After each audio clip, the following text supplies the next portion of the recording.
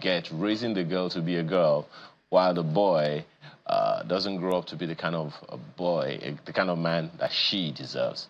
And that's one of the major things to look out for there. That's how you build a society anyway. I'm sure things go right. Yeah. And speaking about theaters, all these lots of actions, I think we've got one. Yes, that is it.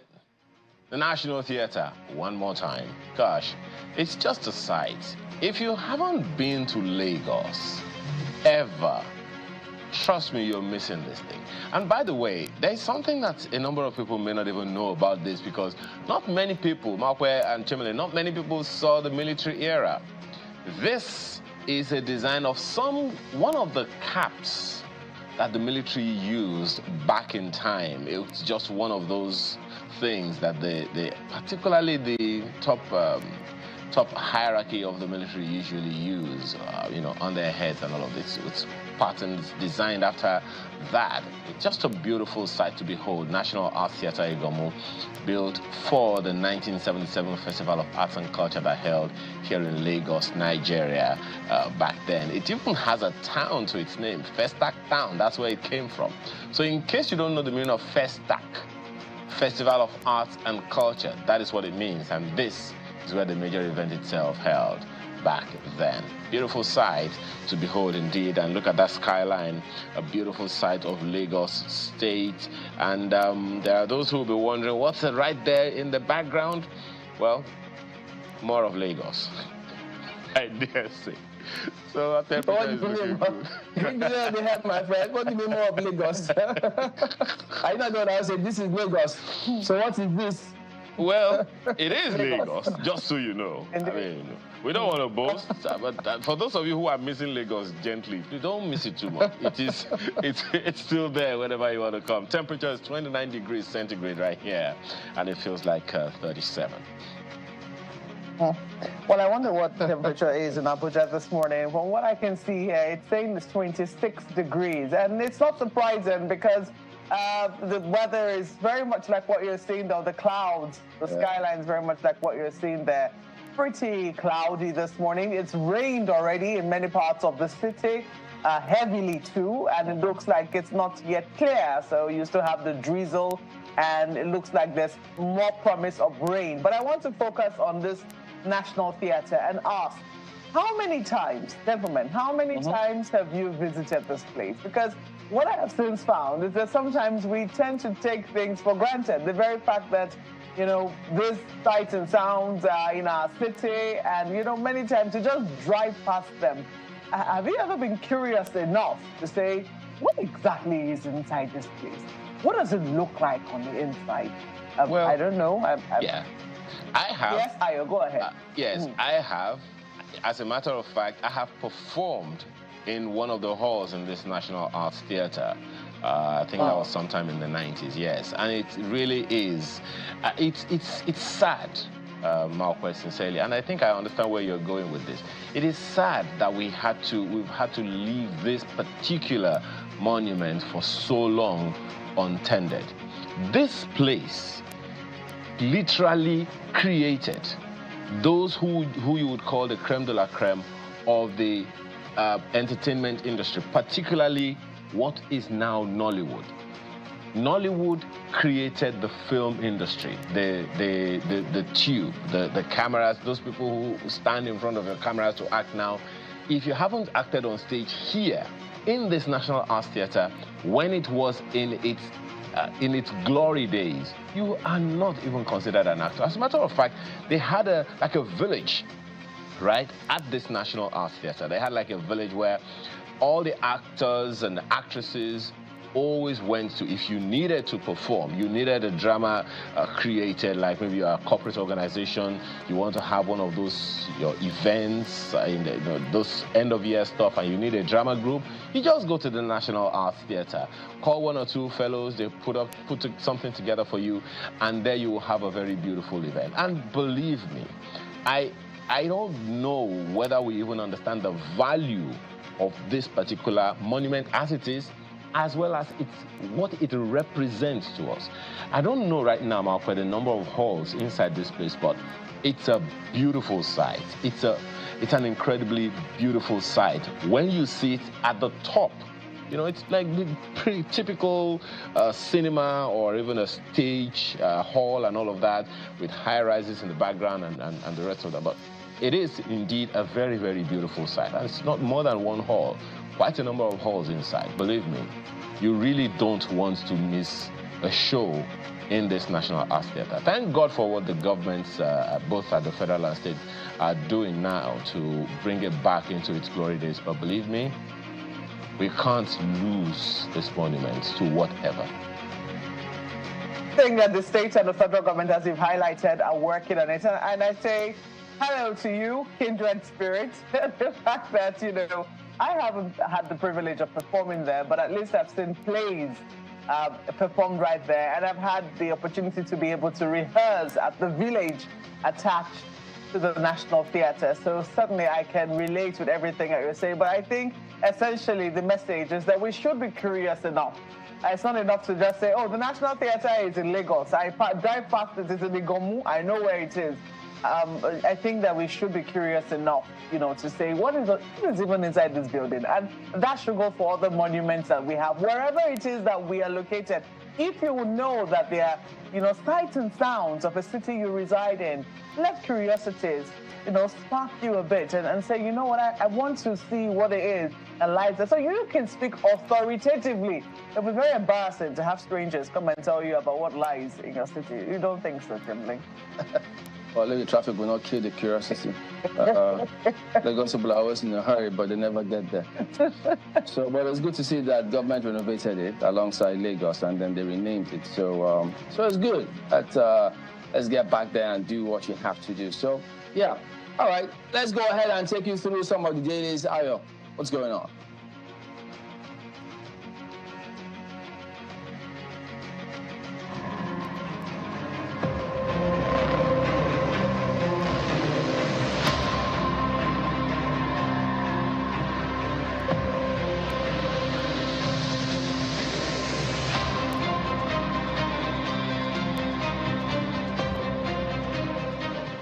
Let's begin with the Vanguard, which leads with Labour quits talks as FG offers 48,000 naira, OPS 54,000 naira.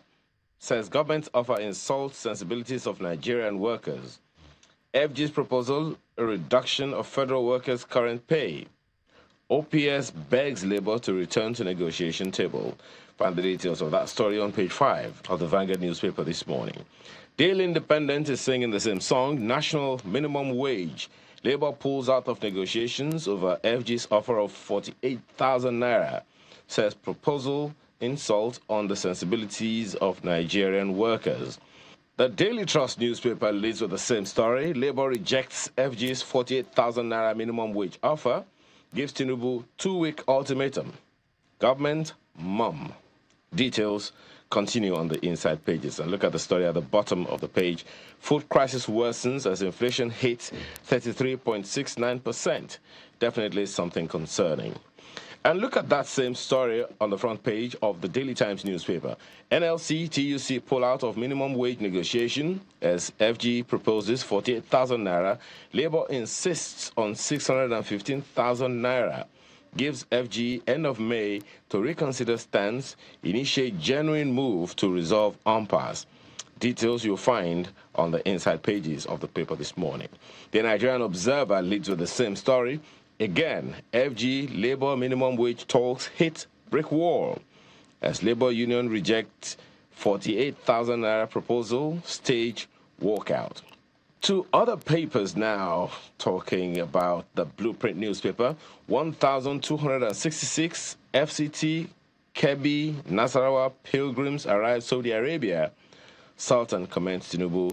The details of that story continue on the inside pages. The Nigerian Tribune, Senate in fresh move to secure autonomy for LGs. May move conduct of LG elections from state independent electoral commissions. Seeks stoppage of allocation to LGs with caretaker committees. That story is on page 3. Of course, the Nigerian Tribune also has the Labour story at the bottom of the page. Labour walks out of negotiation meeting on minimum wage. Rejects 48,000 naira proposal. of the FG, poised for showdown, says it's an insult to workers' dignity. Details on the inside pages of the paper. Business Day newspaper leads with this one. 7 tech firms grow fastest on FT ranking, defy pandemic-induced turmoil. Details of that story you'll find on the inside pages of the paper today. Well, that's the much of the papers we have for you today. Which is your own take? So here's the thing. If you take a look at that Vanguard newspaper, 2 things stick out right there. First is the one, I think you'll like this one. Governors have killed, in quotes, local governments ascribed to Senate.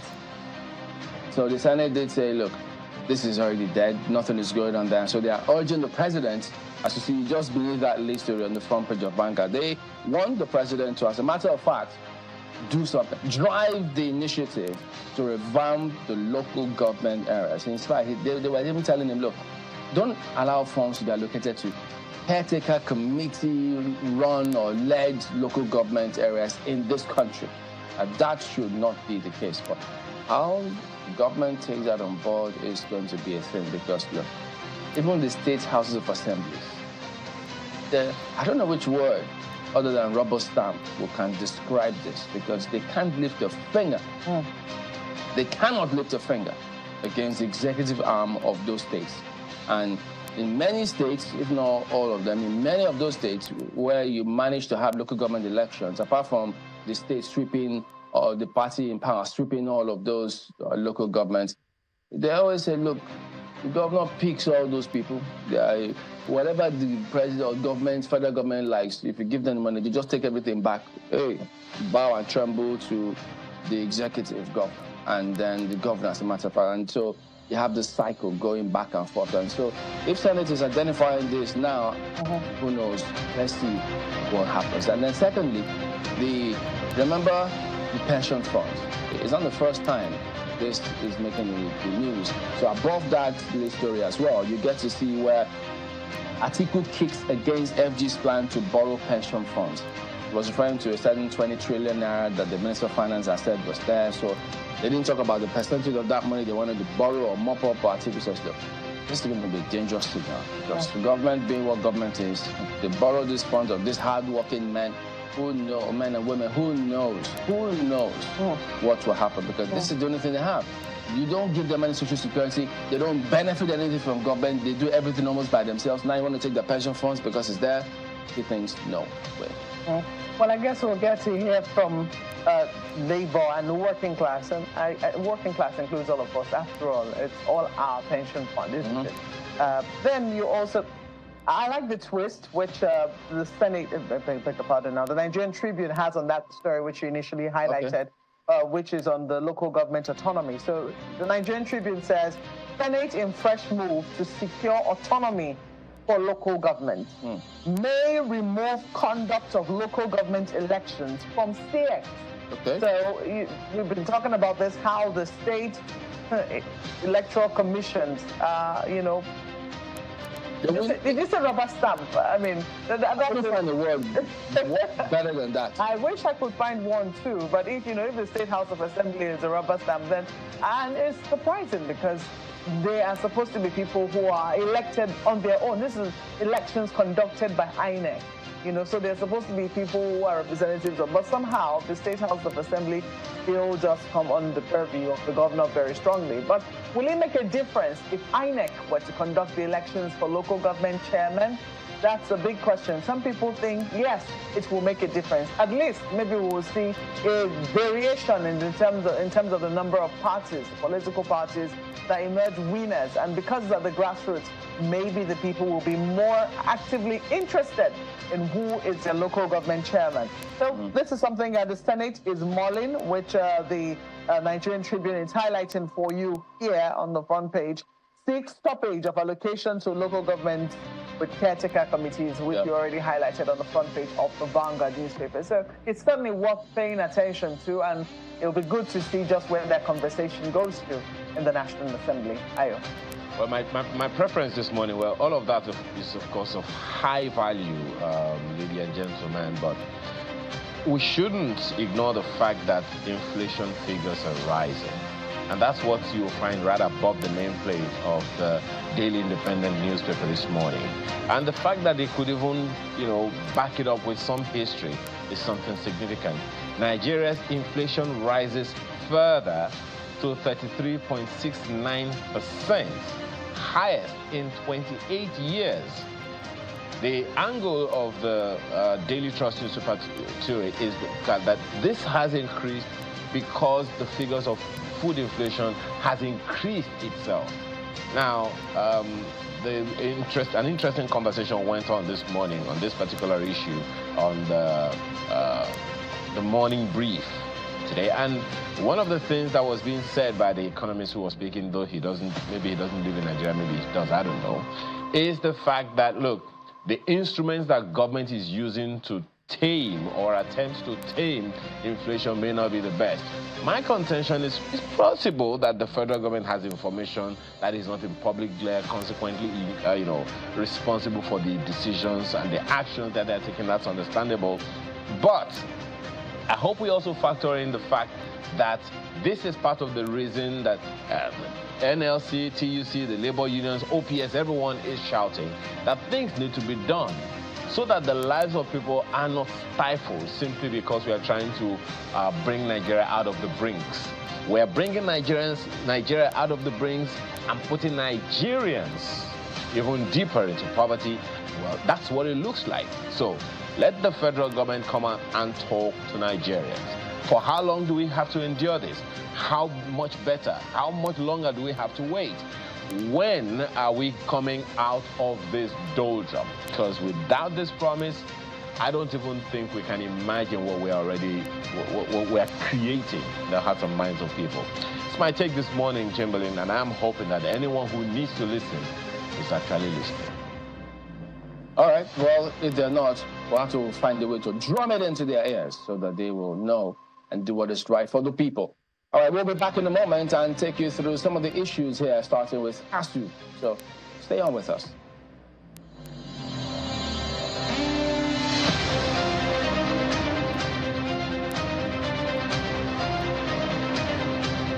With Global, you order anything you want, and when you receive it, you celebrate it. Because when the grilled chicken is here, the weekend starts, and that key ingredient is just in time. Receiving anything on Global deserves a dance. Order a Global and track it till you receive it in minutes. Do you know that you can now print all your essential items for events without even having to leave your home? It's the Cash Print Combo Deal for all events. Yes! Weddings, conferences, birthdays, burials, etc. Starting from 495,000 Naira only. You get 50 invites, 50 A2 size posters, 50 16-page brochures, 1 large backdrop banner, 1 roll-up banner, 50 jotters with pens, and 50 souvenir carrier bags. Whatever event you're planning, we can adjust to your budget and quantities. Just send your pictures and other information through WhatsApp, and we shall send a design for your approval. Approve your design, and we will produce with super high-quality digital print technology. We can even arrange delivery to your location. Call us now on 0913-156-5016 or 0812-794-9323 or visit our social media pages. Casprints, digital printing at super speed. You order anything you want, and when you receive it, you celebrate it. Because when the grilled chicken is here, the weekend starts, and that key ingredient just in time. Receiving anything on Global deserves a dance. Order a Global and track it till you receive it in minutes.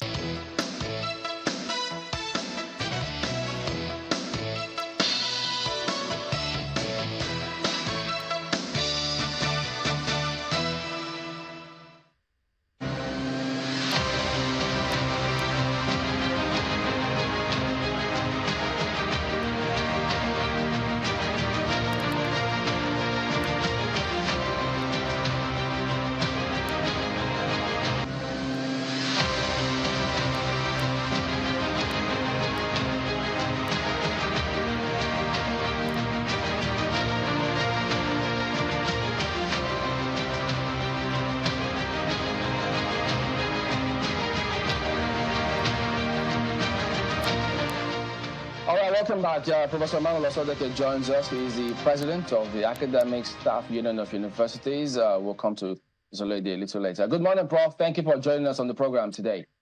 Good morning, Chamberlain. Thank you for inviting me. Okay, so many were somewhat surprised when ASUU had that meeting and reminded the country that the government had not done what they were supposed to have done. And it, well, yes, surprising. But perhaps before we go to the government's response, let me even ask you, other than what is out there in the public, many actually thought that behind the scenes that they had reached out to ASUU and then maybe they were putting in place certain things because that's what is expected. So when was the last time there was any form of communication between government and ASUU, as a matter of fact? Thank you very much. You know, our union ASUU, we have our tradition. When a new government comes in, we give them enough time to see how we can resolve the issues formally and ensure that there's no issue for this threat. And then that's what we have done with this government. We're giving 11 months. And I can tell you, Chamberlain, that in this 11 months, we have not had any, I want to use the word formal meeting where decisions are taken and recorded for future implementation. We have never had any formal meeting with any of the organs of the government. And we have written letters, and we have the evidence, and we have not been invited to the president, to the minister. We have not had any formal meeting with any of the organs of the government. Knowing that we have issues, and the leadership of this present government is aware that we have issues for which they intervene when we are on strike. But during the last government, and we expect that if this government had come in, they should have reached out to us immediately so that we would sort out this issue for the benefit of Nigerian children, the children of the ordinary Nigerian, not the rich, who can afford to send their children abroad or to anywhere. But unfortunately, we are here today, and things have happened that are even worse than what we have in the past. A typical example is the governing council. Nobody anticipated that we have a university that will run for even 2 weeks without a governing council. But Nigerian universities, all of them, have been running for the past 11 months without governing council. Which means that all the action taken in terms of employment, a contract award, and what have you, have passed through a legal process. That is why we have to take this action that we took at the last NA. Having used all the other avenues to ensure that this thing was done and nothing was done. I know that the NUC has spoken to the press ever since that, but have they now reached out to ASUU formally ever since your warning? We also have not had any formal communication from the system. I did have a conversation with the NUC, executive secretary, acting executive secretary. We had a formal discussion with him that they were going to set up a committee to constitute the governing council. And from us, we are surprised. Does it take you 11 months to set up a committee to appoint a governing council? Is there any university in the world, anywhere in the world, and I mean any country, anywhere in the world, that will allow its governing university to run for 1 or 2 months without a governing council? We're in Nigeria, where a university is being run for the past 11 months without a governing council. And people were recruited, and we have evidence. Contracts were awarded, we have evidence illegally. That is why we are saying this. We should not be part of illegality, and that's why I'm giving you 2 weeks. After these 2 weeks, this illegality is not stopped, and all other issues, negotiation of agreement, the issue of payment of academic allowances, the issue of payment of releasing money that was in the budget, 2023 budget, for revitalization of Nigerian universities. If these are not done, our union is going to meet, consider all the issues, and think of what to do. Well, we are now in May 2024. You're talking about release of monies in 2023 budget. One would think that that has already been overtaken by events in terms of the fact that there is now a new budget in place. And I want to imagine that whatever was not taken care of in the 2023 budget has now been carried over into the 2024 budget.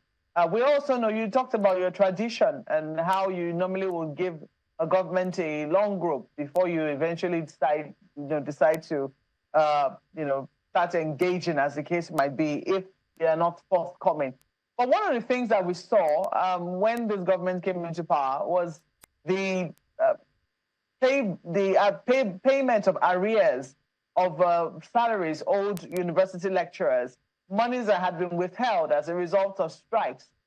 It was seen that there was a truce of some sort reached between university lecturers and ASUU, and some payment was made. And ASUU itself did acknowledge that happened between them. The Minister of Education did say that there was some engagement going on between the ministry and ASUU. Where precisely is the breakdown happening? Because you say you've not been able to speak with any organ of government. Will the Ministry of Education be inclusive of the organs you refer to? Thank you very much. Like I said, I use the word very carefully. Formal, not informal. Formal meetings where decisions are taken, recorded, and you can use for the next in future.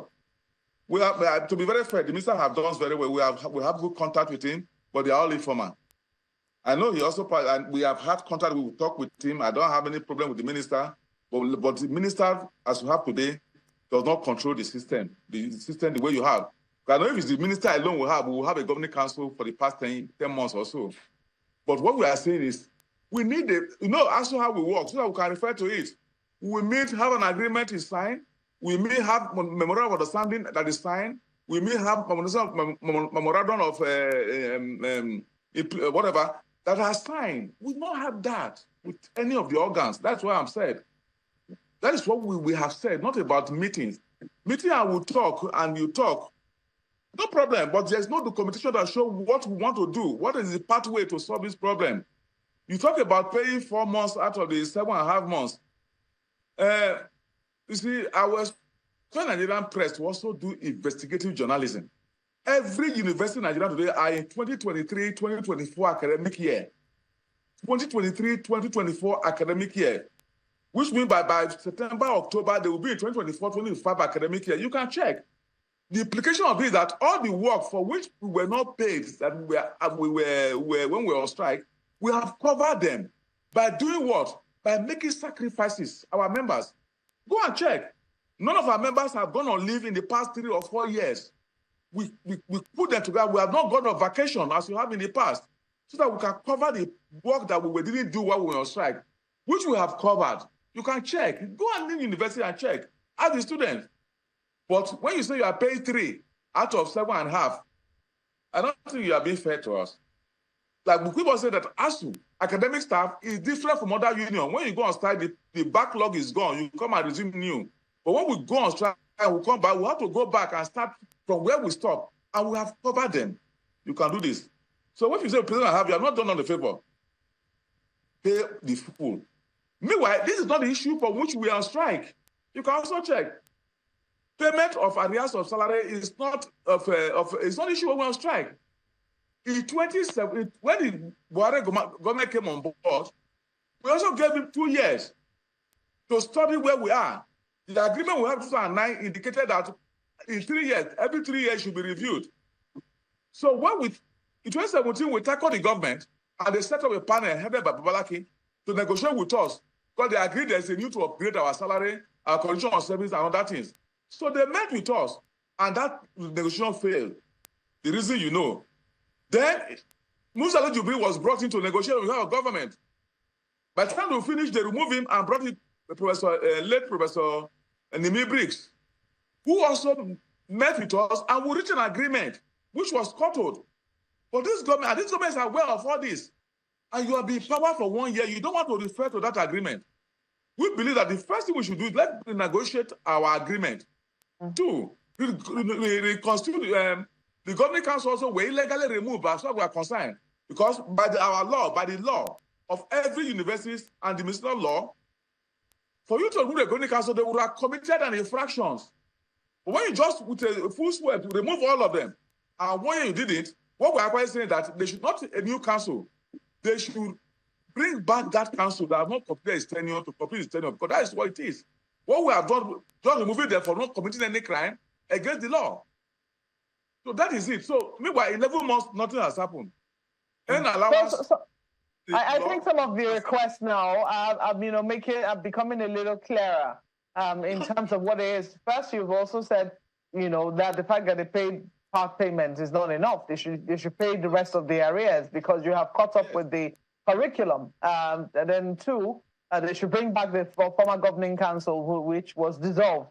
But what I'm saying is the conversation which you have had and the relationship with the Minister of Education, which you say is cordial, one would think that these agitations will start from there. You don't think so? Where precisely do you think your first point of contact should be in relation with government, asking for more formal meetings and asking for the request that you're placing before them? Well, we must tell the Nigerian public that the present president, Ahmed Bola Tinubu, was one of those who intervened when we were on strike, informally. One would expect that. And when we came in, we also wrote him to request for a meeting, not just to discuss our issues, but for the academia, we, the brain of the country, to also give him, and we saw the panel who came up with, to also give him a document and we believe will assist him in reposition Nigerian education system and the economy. But we didn't get a reply. This minister, like I said, the meeting we have with him is a down-to-earth man. But the meeting we have with him are all till now informal. We have written a letter now to have formal meeting, which is acknowledged. And we do believe that within these 2 weeks, they should be able to organize this formal meeting. Let's reach some understanding that our member can be happy about. Let me tell you, the impact of what is being happening in this Nigerian academics today is this. And I will tell you this. A large number of our members are leaving the country because they are a lecturer still earning about $300 a month. A lecturer who was earning, when we negotiated the agreement, was about $1,500 a month when we negotiated in 2009. Now it's $300. And he still earn the same thing. I can go to any country here and earn $5,000, $6,000. He will leave. Two, many of our colleagues, and you can also check, anytime we go for a meeting, we have long lists of people who have died out of poverty, pauperization. They can't take care of their head. And they're also passing through stress to meet up the backlog of work done. A large number of colleagues are dying, and many are in hospital to speak to you. And the government seems not to be interested. And two, while this is on, you are busy proliferation university all over the place. And nobody has cared to do a proper survey of, one, the quality of lecturers in this university, especially the private one and the new one by state government. What is the qualities of lecturers in those universities? Did they meet the standard? Two, we should ask ourselves, because as General of Africa, how many lecturers from West Africa are teaching in Nigerian universities? I mean, West Africa. How many lecturers are teaching? How many Nigerian lecturers are teaching in West Africa country? Large number. There's no university in Africa. You go to Africa and you don't see a Nigerian lecturer teaching. But there's no university you go to Nigeria and you see a foreign lecturer, even from West Africa, teaching in Nigeria. That tells us something wrong, and the government has to do something as quickly as possible.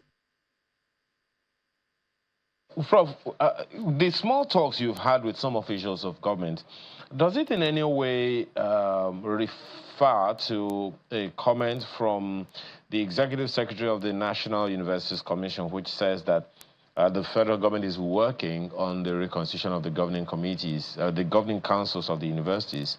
I don't know if you're aware of that one.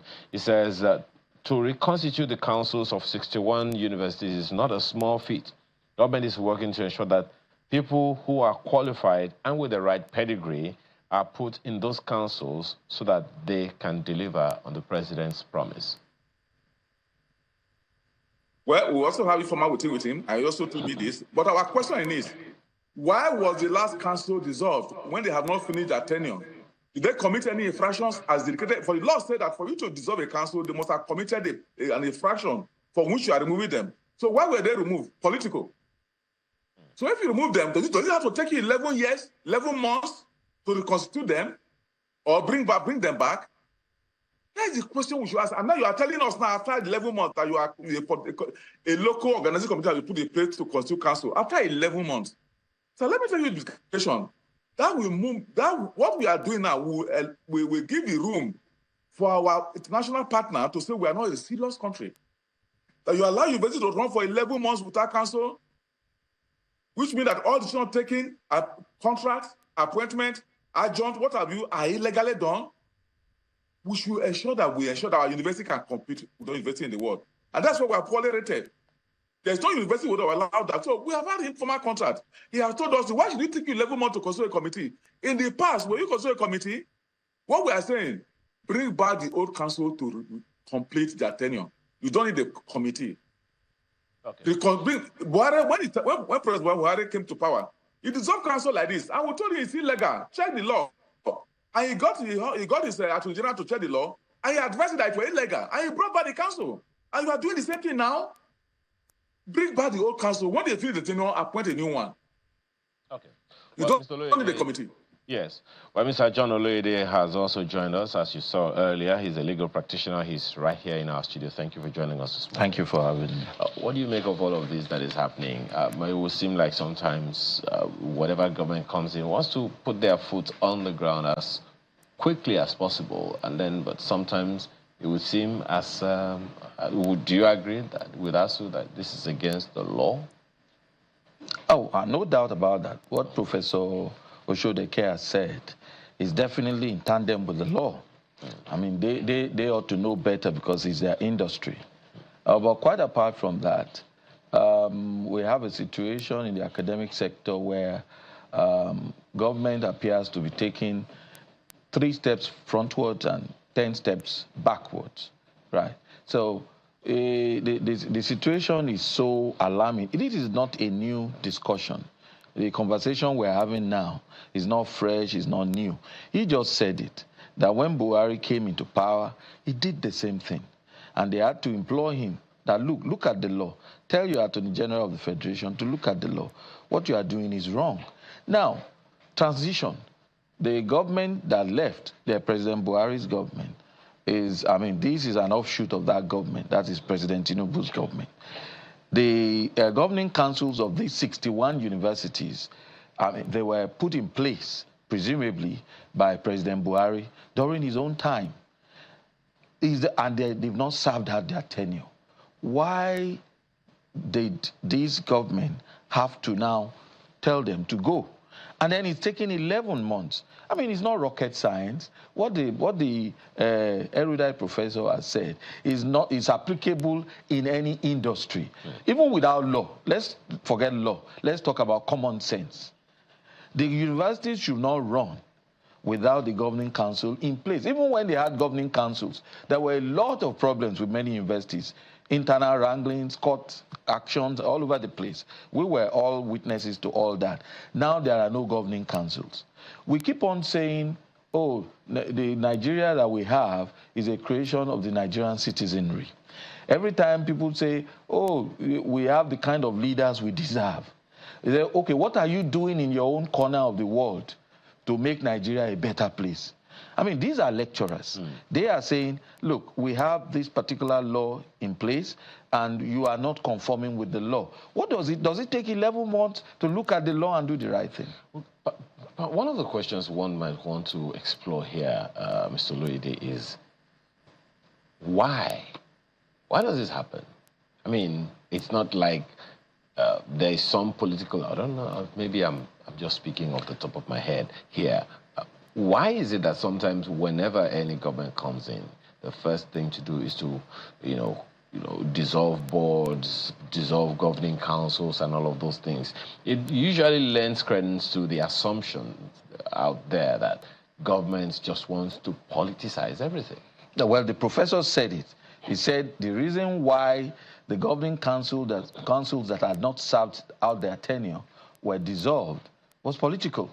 And it came out of your mouth. You said, Paul, then you withdrew it. I can say it boldly, that it's all political. Government is supposed to be a continuum, especially where the party that was ruling is handing over to somebody from the same party. There should be no need or no basis for you to throw out everybody and start afresh. It is not the councils of universities, every other council of any government parastatal or agency, they dissolve them and they start, because the new government has obligations to party faithfuls. They have to bring in their own people, the people that would dance to the tune of those in power today. It is a very sad commentary on where we are as a nation It is very sad. But that is the reality of the Nigerian nation. It is not the norm. It should not be the norm. What should be the tenure? What is the tenure of an average governing council? Well, I don't want to speculate. I believe it should be the regular time, like maybe 4 years. I'm not sure. I can't say it off heart. But whether it is 2, 3, 4 years, you can look at it from this perspective. When President Buhari came in, he was told that, look, the councils you are dissolving, they've not served out their tenure. Look at the law. So presumably, those councils were appointed by President Jonathan. So let's say it's for 2, 3, 4 years. If they have not served out their tenure, it doesn't matter how long it is or how short it is. The important thing here is why dissolve councils that are still supposed to be in place? Because in any event, the intent of the law is for a council to start a project and finish it within a given time frame. So when you checkmate them, when you dissolve the council without having spent the tenure for which they were put in place, it means the new council will start afresh with new things. And just like government at the national level, these people too will then begin to bring in their own people, that's the university councils, to do new things, bring in new projects, award new contracts. Okay. Well, we'll still raise some other issues with you. But, you know, Prof, what next is the question anyone would want to ask you right now. Now, this is where we are. This is where we find ourselves, Prof. What next? Where do we go from here? Now, you have been making efforts to speak with government, and it will seem like it is not happening. What are the conditions on the table? What are the options on the table, beside strike? Well, thank you very much. But let me clarify a few things behind before I come to that. The tenure of the governing council is 4 years. 2, the composition of the council is that you have 6 members from the government, from the president, who nominates 6. Then you have about 10 or 11 elected by the universities, which means that the government membership of the council is less than the one nominated and elected by the Senate, by congregation, convocation, and what have you. So it would not be right for government to just wake up and say, I dissolve the council.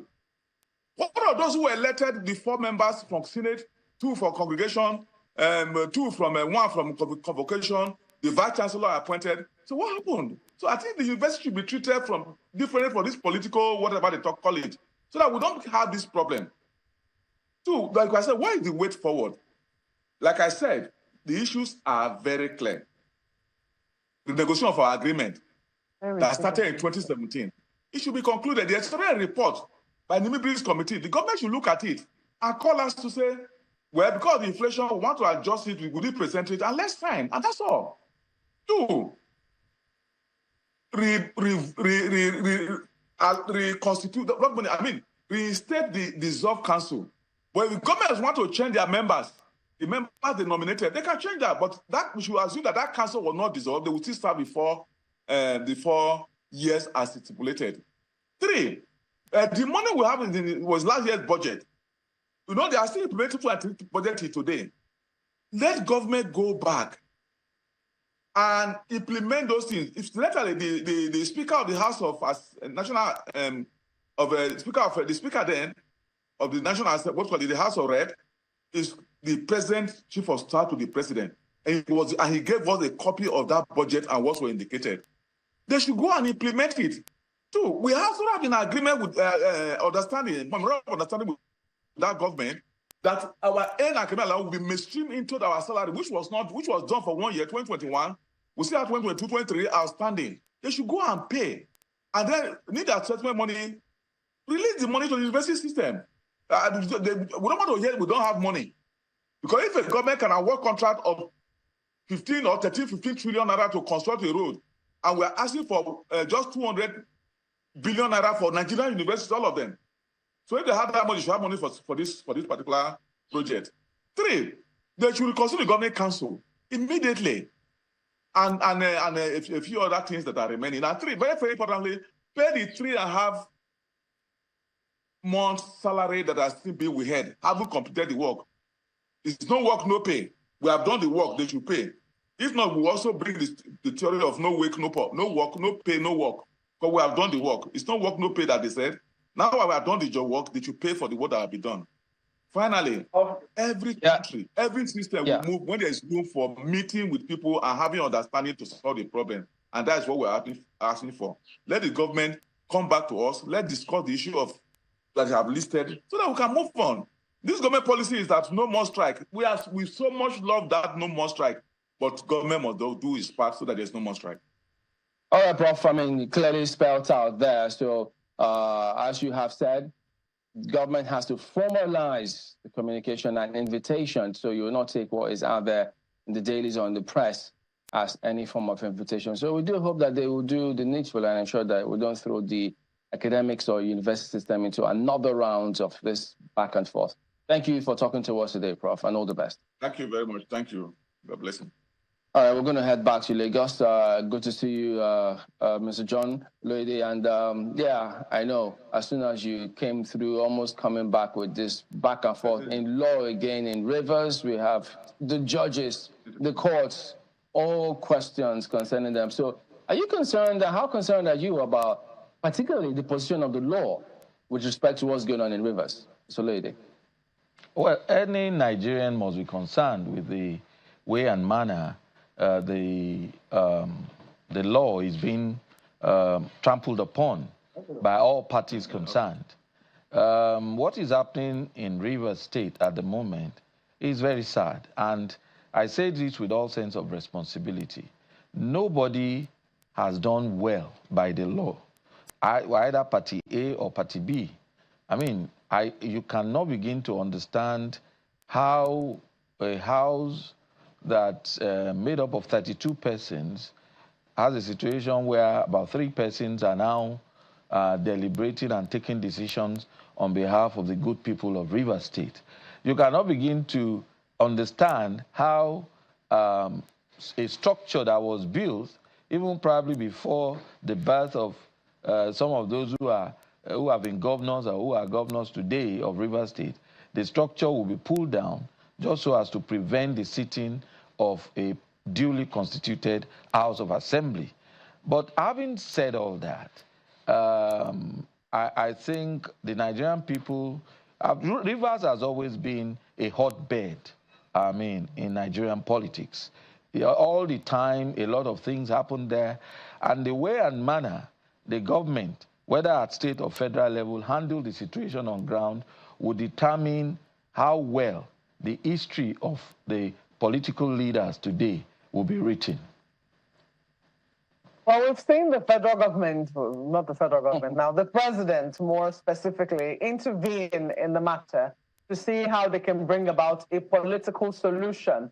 And we did see how the governor initially said that no price was too big for peace in Rivers State. He seems to have gone back on those words now, and it does appear that both parties have now dug in the trenches. There are some of your colleagues who believe that legality alone will not solve the matter, that politics, a political solution will still be the way forward. I do not know if that is your own stance as well, but if it were, where would you say that we start from? Well, I'm not a politician, I'm a lawyer. That's my industry.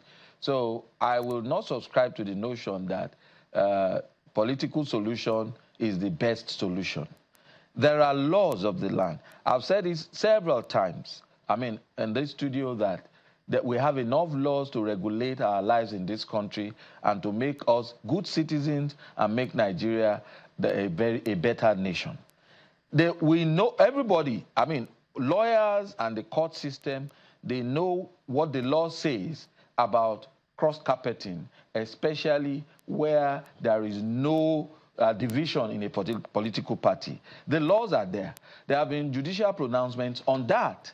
If you want to live, if you have been elected by people on the platform of a party, and then you no longer want to remain in that party, what the highest court of the land has said is as clear as night after day. That is law.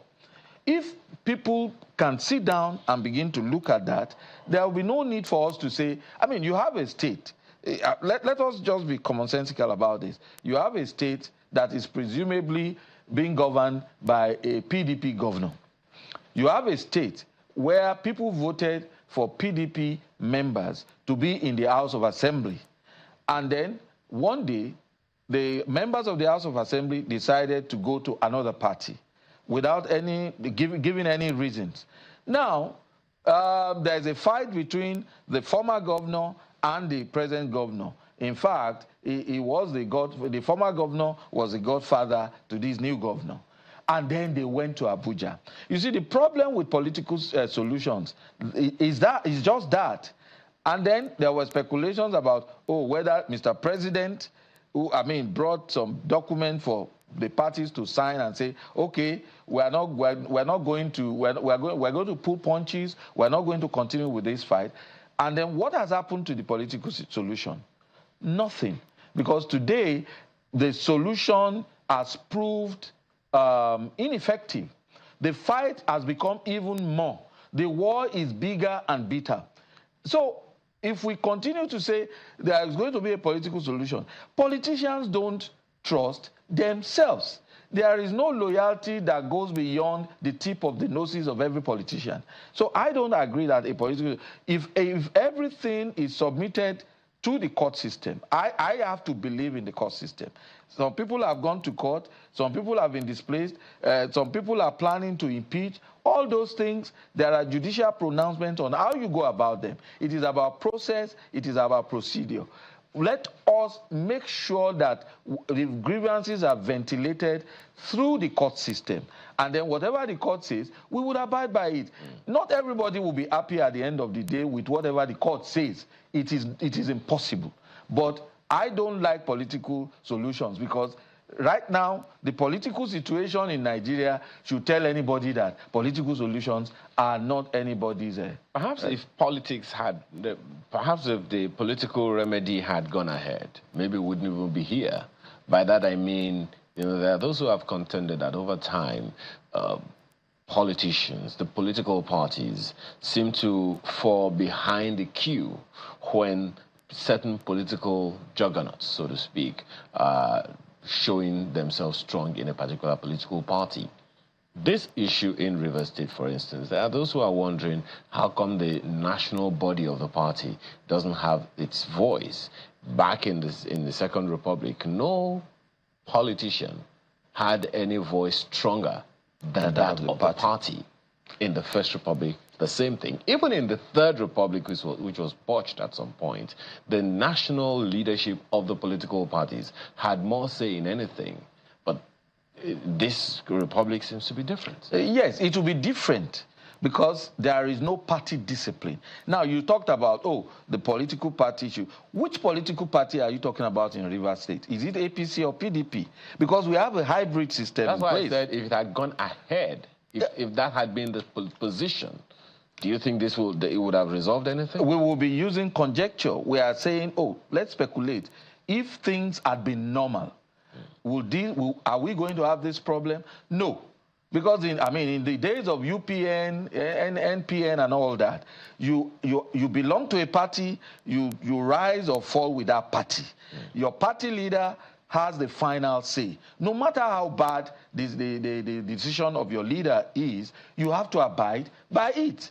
And when you check out, when you walk away, you are committing political suicide. But today, in Rivers State, the man who claims to have put the new governor there is in PDP and is working with APC at the federal level. That's not the first time. Well, it's not the first time. That is the reason why, if we have to look at it from the perspective of political parties, I say the Rivers State situation is not susceptible to political solution because you don't even know which party is in control. So which party do you appeal to? There's a fight between two PDP persons who are supposed to be in charge of Rivers State. They took the problem to an APC president in Abuja. The APC president came up with a formula for solving the problems and says, you, keep quiet, you, stop shouting. And they went back to their different locations. And what has happened? Because the man, neither party was ready to abide by the political understanding that was put in place by the president. The president is not supposed to be the political leader of the governor and the former governor. The political leader of the governor and the former governor, we don't even know who the person is. Which is why I'm saying, okay, well, because it's not a matter of conjecture, Mr. Louis. Yes. It's a matter of, okay, let's see a long-term solution. Yes. If the political parties had teeth, if they had the authority to do what they should do by all democratic tenets, yes, we won't find ourselves here. I agree. And most of the political parties tend to have the same challenge of individuals being stronger than their institutions. Yeah. How do you think we can reverse that so that this doesn't happen in another 10, 15 years? Well, before I go into the main question, I can say that today in Nigeria, you probably would say the only party that seems to be amenable to discipline is APC. And that's because the APC is in power. I mean, they control the largesse. Are you sure that is the thing? Because the PDP had... I would say seemingly, the APC appears to have some form of party discipline. Okay. You know, the ugly trend was about to rear its head when some people said, oh, we've removed the chairman from the ward level. All these things happened in other parties, Labour, PDP and all. They said they removed him. But somehow, you will see that the noise has died down. The people who they have been quashed. Now, going forward, you see, the problem that is manifesting at the state and national level is not starting today. It started from inception. We never really had political parties. We had a formation of strange bedfellows who came together to win power. Mr. Lady, I think you are opening another vista conversation because what it sounded to be like, look, you know what? Let's press the reset button. Well, I'm sure we are going to have to pick this up some other time. Thank you so much for your time. Thank you very much. John Oloyede is a legal practitioner. He's joined us in this conversation here in our studio in Lagos. Thank you again for your time. Thank you. All right, well, one business that is never going to go out of fashion is the business that brings food to the table and stabilizes the economy. Where are we going this morning? Business Morning on Sunrise Daily will be focusing on scrutinizing inflation drivers of pressure in Nigeria. Let's go there right now.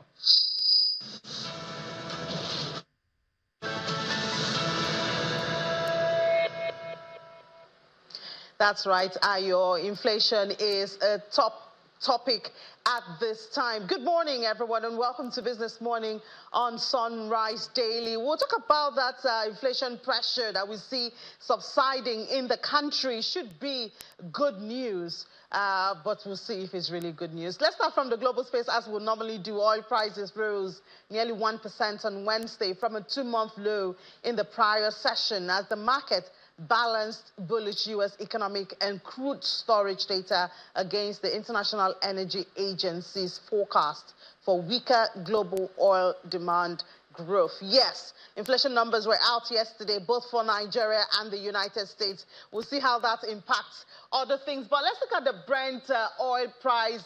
It's up 0.5%, $82.75 a barrel. WTI of the United States, $78.63 a barrel, and that's up 0.8%. The drivers this morning obviously has a lot to do with data inflation numbers, not Nigeria's inflation numbers in this time. But we see that yesterday's inflation from the United States, it tapered and prices reversed direction after that data showed a bigger than expected crude.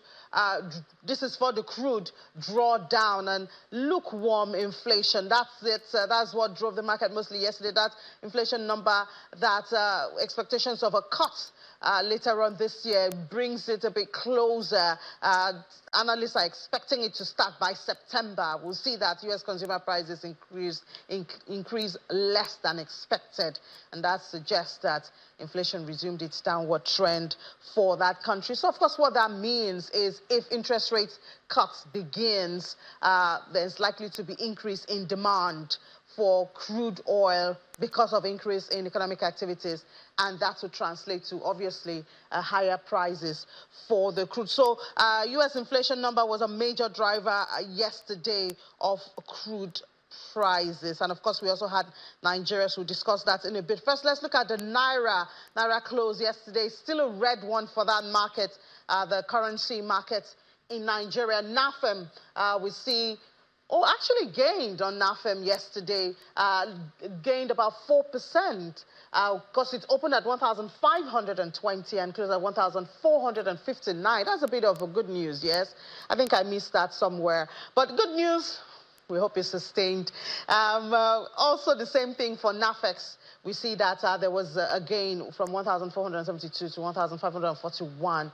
No, this was a drop, 1,441 Naira, 90 kobo for NAFEX. Again, right there. For NAFEM, but a depreciation on NAFEX this morning. Nice one for there. Well, there we have it. Yesterday, but we're still doing around 1,500 when you look at the parallel markets and what's going on right there. Still a willing buyer, willing seller.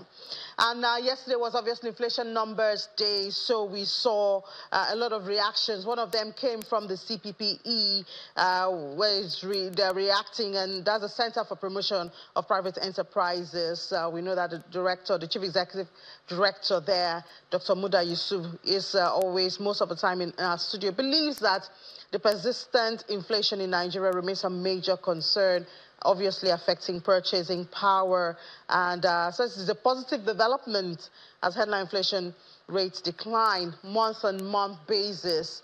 We've seen the pressures reducing, and perhaps this is a signal that we have hit our peak and maybe we are beginning to reduce. Also, the start of domestic petroleum refining by Dangote is expected to reduce energy costs. Energy cost is a major factor driving inflation in this country, as well as food inflation. That's number one. And then, of course, we have energy costs. Then CPPE recommends that the CBN monetary policy, we know there's a meeting on Monday and Tuesday, decision is supposed to be announced on Tuesday, that they should pause the tightening to help businesses recover while fiscal policies tackle supply-side inflation factors. But the CBN governor has already warned us before now in one of the meetings he's had, that was last week, to say, well, the CBN is still on the hawkish path. Tightening is the rule of the game, or the name of the game at this time, from the MPC of the CBN. And then we see what IMF is doing. The African Development Bank and the Inter-American Development Bank welcome the International Monetary Fund's Executive Board's decision approving the use of special drawing rights, SDR, for hybrid capital instruments. This approval allows countries to channel SDRs through multilateral development banks, implying that AFDB, IDB financial instruments could leverage SDRs by up to 4 times their value in the form of loans to finance social and climate projects. This innovative SDR-based hybrid capital channeling solution will help unlock new lending by multilateral development banks to address rising global challenges, including climate and food security.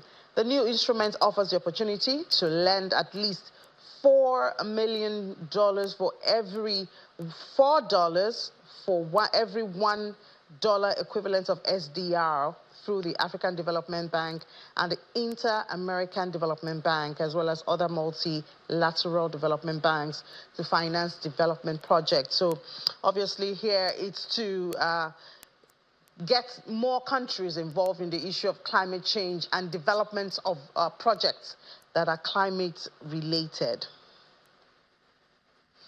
Back here in Lagos, the Nigeria Employers Consultative Association, NECA, has created a forum for young job seekers to meet with potential employers in Lagos. The Job and Employability Fair 2024 exposed the youths to what employers look out for in curriculum vitae, composure and comportment during interviews. They were also given minutes of interaction with representatives of potential employers.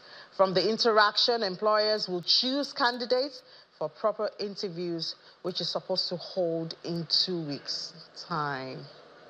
Yeah, Krista can do that one. What we do is to ensure that businesses in Nigeria continue to be sustainable. And when they are, they create an environment that is conducive for every one of us. Now, the program we're holding today is to connect the tomorrow of Nigeria to the opportunities that abound, such that it's not all about I have gone to school. Many of them, what you have in this room today, there is no single one of them that will be able to access them beyond the kind of gathering we have put together. So what we have done is to bring all of these people together, all the employers together in a room, and give opportunity to these young ones to have access to them. Many of them, they have been sending their CVs to these organizations and nobody will attend to it. But on a day like this, you have those companies present all around here and you have access to them.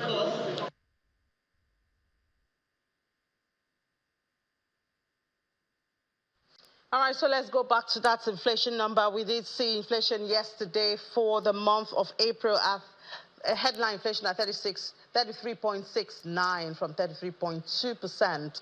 Month on month, we've seen a slow for the second consecutive month. We've seen the rate of increase, even year on year, reduce. So it is the beginning of good news. Has inflation peaked in the country? Well, let's talk to Senior Associate of Financial Derivatives Company, Dr. Adesola Sumoni. Dr. Sumoni, a second time this week. Good morning. Thank you for coming on the program.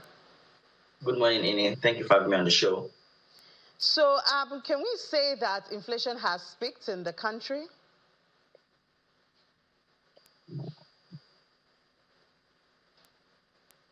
Dr. Sumoni, did you hear me? Can you hear me? Okay, seems there's a bit of network with that. Let's take a break. When we come back, we hope that Dr. Sumoni will be back with us. Just stay with us.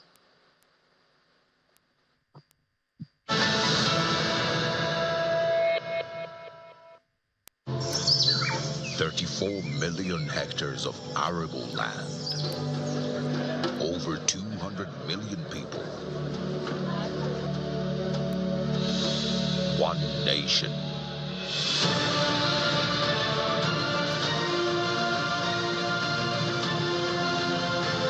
Home to Africa's fertilizer company.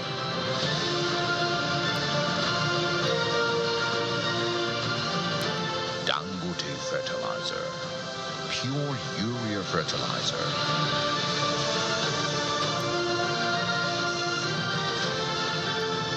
With one single-minded passion to feed Nigeria. Every bag is a potential, an aspiration to turn this green nation into the biggest food basket of Africa. Dangote Fertilizer.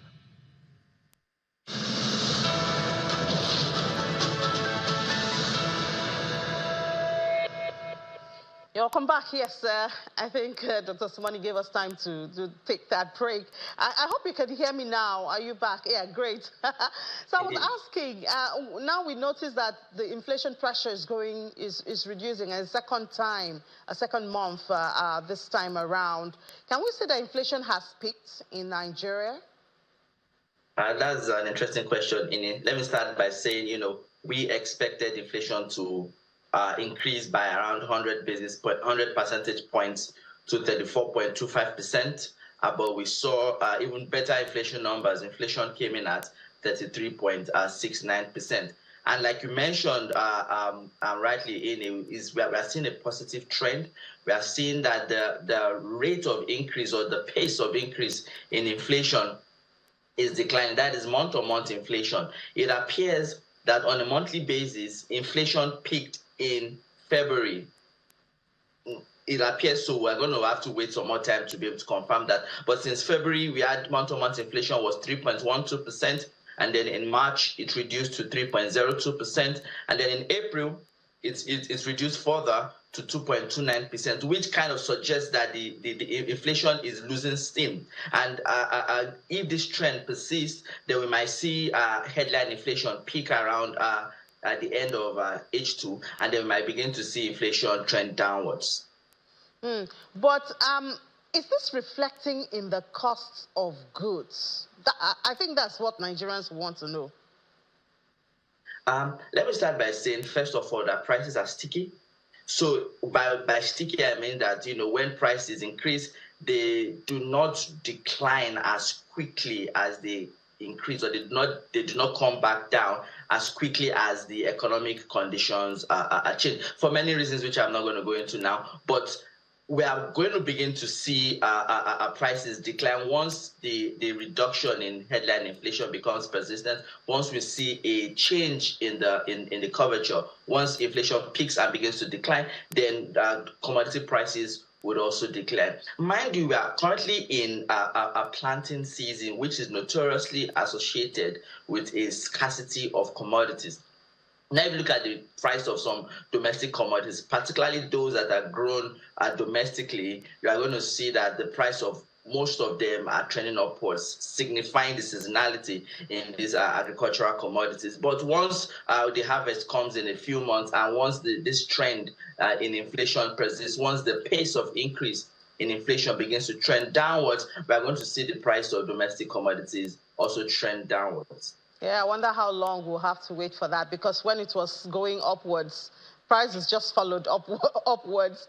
But U.S. inflation also moderated yesterday. We saw the numbers.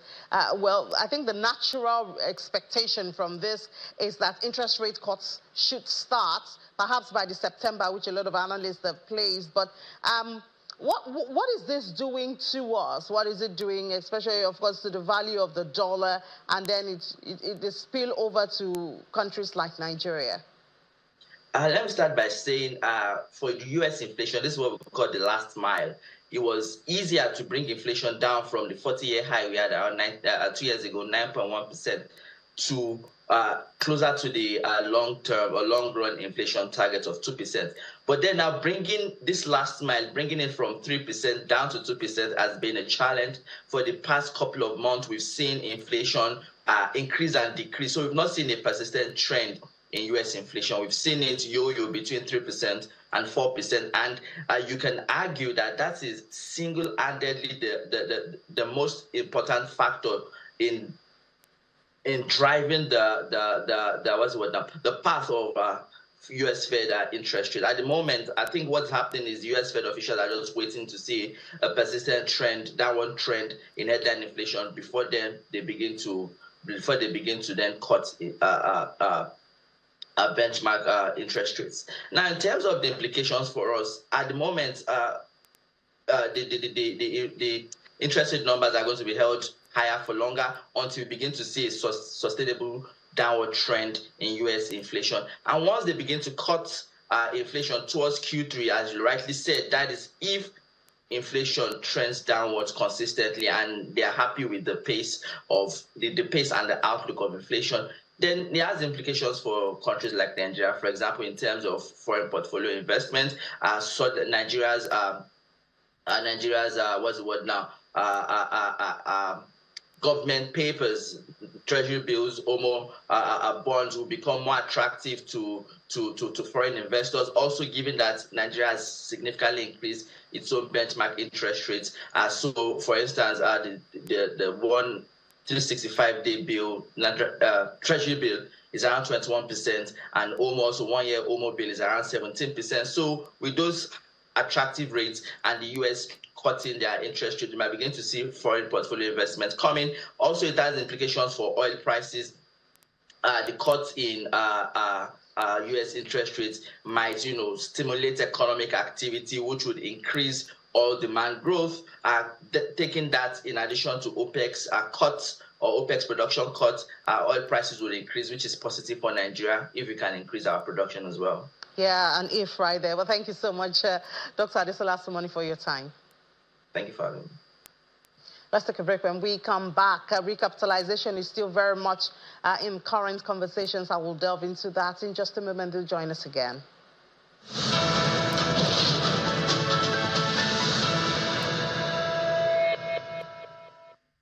The Dangote Petroleum Refinery is going to be the largest single-train petroleum refinery in the world. Dangote Industries have enormous confidence in the potential of Nigeria. Africa is like an unexplored gold mine. We know there is huge opportunities here. What makes this project different than others is for sure the size. This project is transformation for the country and for the continent, I would say. The Dangote fertilizer plant will transform the agricultural sector. We go for the state-of-the-art technology. It will help to create employment and to reduce the massive demand on foreign imports. It's going to have a major impact on the lives of the Africans. It's a moment of great pride.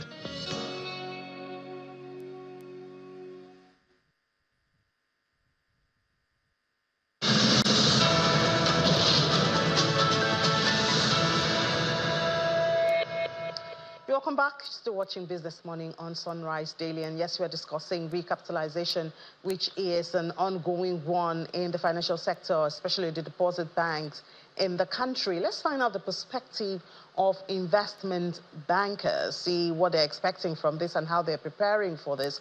We have the Managing Director, United Capital Investment Banking, Dr. Gbadebo Adenrele. He joins us right here in the studio. Dr. Adenrele, thank you for your time. Good morning. Good morning, Nini. Thank you. Thank you for having me here. Good to have you. So, banks have submitted, or they're supposed, I haven't seen this, I'll just say, they're supposed to have submitted their plans for the recapitalization. They still have almost 2 years, beg your pardon, left. I don't know if perhaps you have seen it. You guys are very active in the financial sector, and your thoughts about their plans. We know obviously the capital market is going to be very busy, but perhaps you can help us to expose some of those opportunities that will be available to investors for this recapitalization. Okay, thank you very much, Jenny. I think the CBN came out with the recapitalization guidelines, and banks are expected to raise their capital buffers. So a number of banks from regional banks will now need about 50 billion naira. National banks, banks with national licenses, 100 billion, 200 billion. And then banks with international licenses will need 500 billion. If you look at all the banks, what was required to come in would be about 4 trillion naira across the banks, the ones I've mentioned, as well as merchant banks and non-interest banks as well. That 4 trillion naira is going to come over a 2-year period, and it's about 22 months left now. And we think that that bodes well for investors across the buy side, as you say it. You get a sense to say that this is similar to what happened in 2004-2005 recapitalization period, where we had 89 banks, and those reduced to 25. They raised capital, they merged, and the capital requirement was raised from 2 billion to 25 billion then. Slightly different now because we have different tiers and different options are available for the banks. But essentially, these banks will be coming to the market to raise capital, both domestically and internationally, and there lies the opportunities for investors to increase their stakes in these banks and for new investors to come into the different banks as they come out to the market. So there's also been conversation about how many banks will survive. Some have said about 11. So, of course, potential investors have to be careful of where they go into or which path they look into. What would you say would be the ingredients to look out for as an investor looking to, participate in this recapitalization? So I think for the banks, there are about 7 banks with international licenses, another 21 or thereabouts with national licenses and regional licenses. What is key is that what's the value proposition of each of these banks, right? And what's the outlook for these banks? There's a view around what their historical performances have been. There's a lot of access to that. A lot of these banks are listed and their information is public. But there's also the view around the future of the market. Again, with 4 trillion expected to come in or thereabout to come in the financial services space, the space is going to get stronger. So you have more stability in the financial services space. This is going to trickle into a stronger economy. And banks will generally do well as, they raise capital, they're able to intermediate more in the economy. So by and large, you find out that a lot of these banks will do well. Now, for investors, identifying which ones, now you generally see the bigger banks clearly stand a better chance in terms of scaling the requirements. But what you also see is that because there's a slight difference in what we have now, because you have tiers, you have options for the banks. Some of these banks can scale down their licenses from international to domestic, and from domestic to regional, where they're not able to meet those recapitalization requirements. On the other side, you have mergers and acquisitions.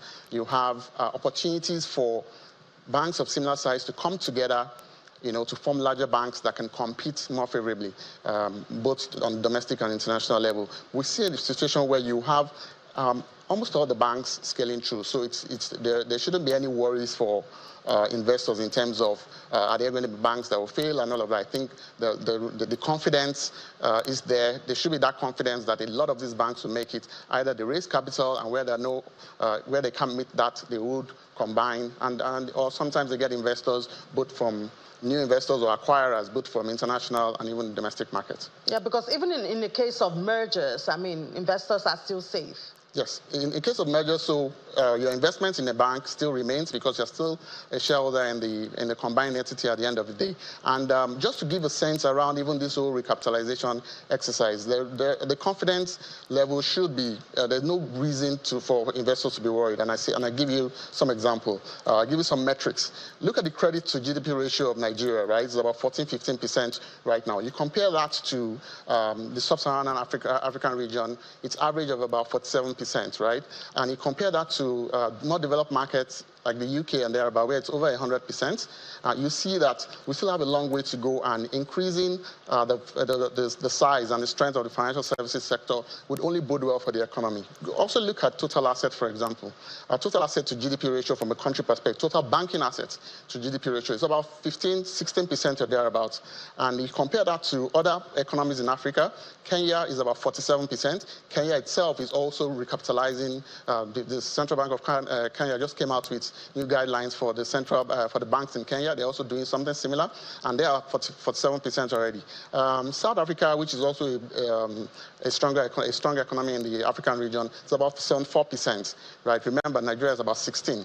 You look at Egypt. Egypt's total asset to banking is about 100%. So there is still a very long runway. The opportunities are there for the Nigerian financial services, and this recapitalization drive is only positive.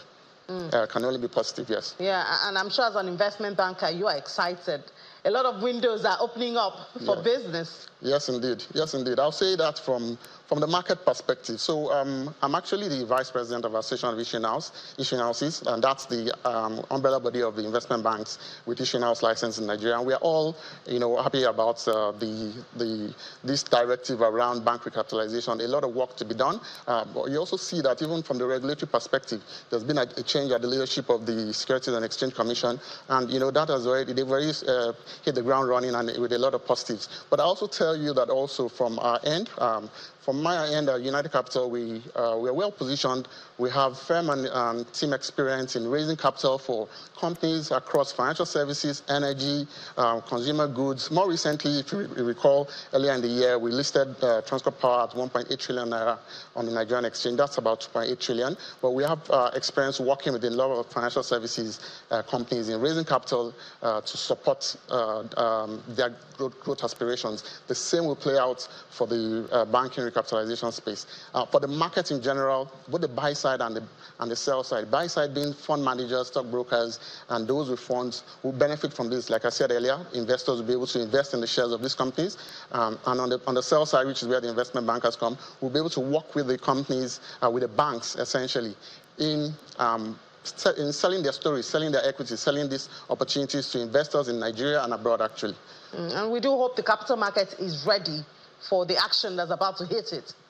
Yeah, indeed. The capital market is actually ready, and like I mentioned, both the buy side and sell side are fully ready. I give you an example of my firm. United Capital PLC has a balance sheet size of circa 1 trillion naira. We have a suite of services, the investment banking business, which I look after, but we have an asset management business, for example, which is the second largest in the country. And we also have a wealth management business. We have a stockbroking business, which is number one in terms of trading volume. We also have a foremost trustee business, business, we have a consumer finance business and a microfinance business licensed by the CBN. So for this group, for example, we're well positioned to be able to support banks in their recapitalization drive, and a number of other capital market operators are in a similar position where they are prepared and well positioned to be able to support the markets, support the banking industry. More importantly, I think this recapitalization drive, it will catalyze the Nigerian financial services industry and the Nigerian economy at large. All right, Dr. Gbadebo Adinrile, the Managing Director, United Capital Investment Banking. Thank you so much for your time. Thank you very much, Nina. All right. All right, just before we head back to the Sunrise Daily Studio, let's look at the numbers. Close of trade yesterday, beginning from the NGX, is still a negative 0.13%.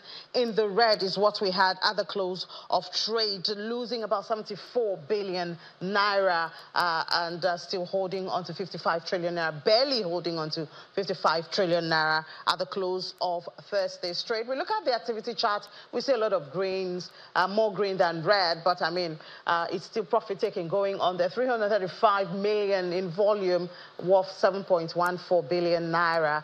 7,353 deals is what happened. Top trades is mostly the banking sector, GTCO and Access Co. They led the trades yesterday. Tantalizer, one of those penny stocks, also caught the attention of investors. But, you know, this can hardly make a lot of move in the market because of its market cap. Going to the unlisted market yesterday, there's a change there. We see a positive trade. It closed at 3.01%, and after 1,243 market cap at 1.7 trillion naira. Activity, right there you have it, 1.7 trillion naira. Activity chart for yesterday was mixed. Volume and value were in the red, not so much. Deals and the stocks traded were, however, in the green, a bit better than the other two at the close of trade. And then we can now go to that federal government bonds that we saw earlier. This is the Treasury. Treasury bills had 28 deals yesterday. I also know that there's also what the federal government has made from saving bonds. There's a new saving bonds out, so you might be interested in that if you want to look that way for your investments. After all, the fixed income market is where the money is at this time. So 28 deals valued at 34.58 trillion naira for the Treasury bills. For federal government bonds, there were 19 deals worth 10.85 billion. And also when we look at OMO, there were 29 deals worth 120.40. A lot of activities going on right there, stealing the shine from the stock market. But anyways, we can only have one win at a time. So that's much we can take. But 1 p.m. Business Incorporated will be here. I'll be here for the markets. Ladi will be here to give you other conversations. It will be 55 minutes, you know, very robust conversation is what we're promising you at 1 p.m. during Business Incorporated. Let's head back to the Sunrise Daily Studios.